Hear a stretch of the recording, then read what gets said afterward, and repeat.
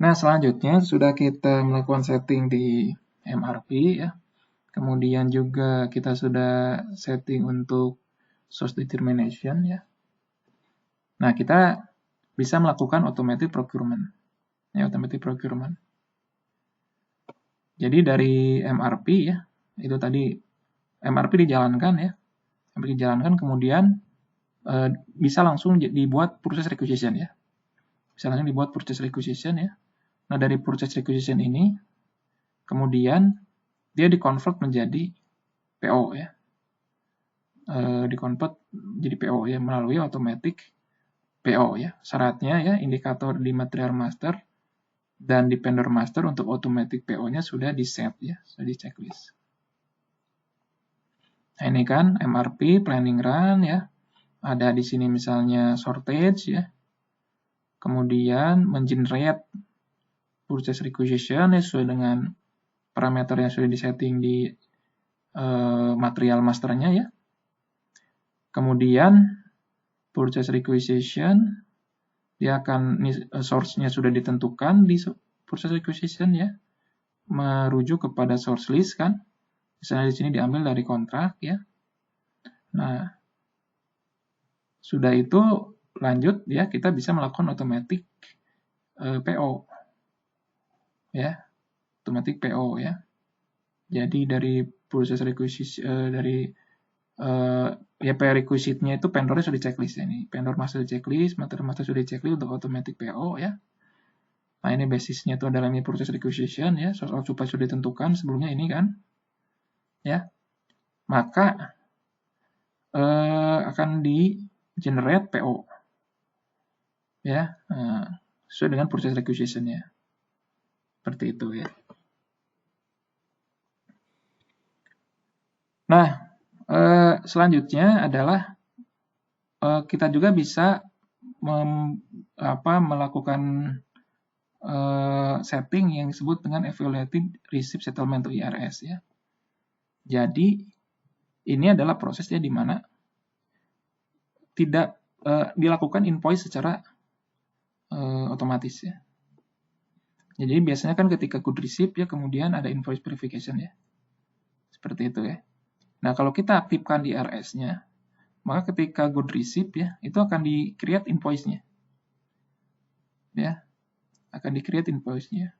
Ya.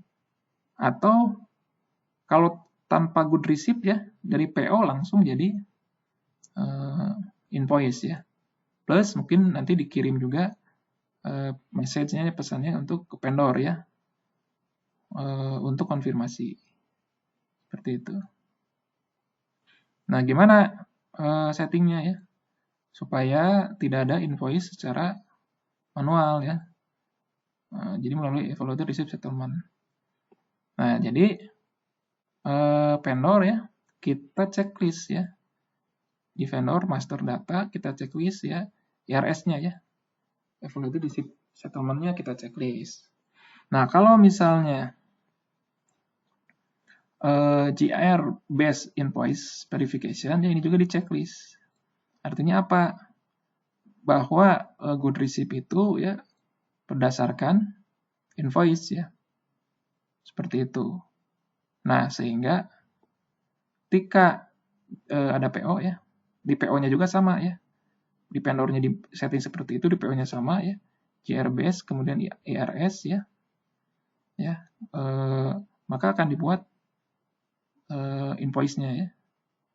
Invoice-nya seperti itu berdasarkan PO ini. Ya.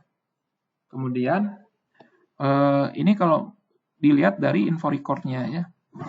Hati-hati kalau di info record-nya ya harus sama ya text code-nya ya.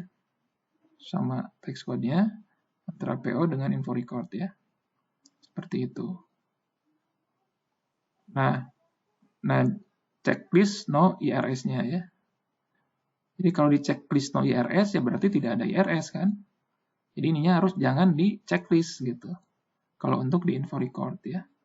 Nah, kalau di vendor harus di checklist. Nah, ini sering kadang-kadang terlewat nih ya ketika latihan ya. Harus diperhatikan setting-setting ini ya. Nah, sehingga apa? Sehingga ketika ada PO ya, itu kita bisa langsung ngecek, oh ternyata invoice-nya juga sudah ada. Jadi tidak perlu ada apa? Ada entry invoice secara manual kan. Seperti itu ya. Ketika dijalankan akan muncul invoice per vendor ya. Misalnya invoice per vendor, invoice per PO ya, invoice per PO item, invoice per delivery dokumen. Nah, seperti itu mungkin ya. Terkait otomatik PO. Nah, jadi ini adalah sebuah contoh ya bagaimana ya ERP itu membantu melakukan proses otomatisasi proses bisnis ya. Membantu melakukan otomatisasi proses bisnis. Ya kalau kalian dijelaskan ya di kuliah ERP ya, bagaimana tadi kan salah satu kelebihan dari penggunaan ERP itu adalah adanya otomatisasi proses bisnis. Nah, ini contohnya di sini. Contohnya, jadi kita bagaimana setting ya di SAP ya. Mulai dari purchase requisition ya. Kemudian PO otomatis, kemudian invoice receipt-nya juga bisa otomatis kan ya. Seperti itu ketika dilakukan good receipt ya. Ketika good receipt langsung invoice kan, atau dari kalau tanpa good receipt kan dari PO langsung ada invoice ya. Seperti itu. Nah, kalau ini kan good receipt based invoice verification. Jadi modelnya seperti ini. Jadi invoice-nya itu ada good receipt dulu kan. Nah, cuma invoice-nya tidak perlu di-entry secara manual ya, tapi di-generate ya, karena kita sudah setting evaluated receipt settlement. Baik, itu mungkin ya.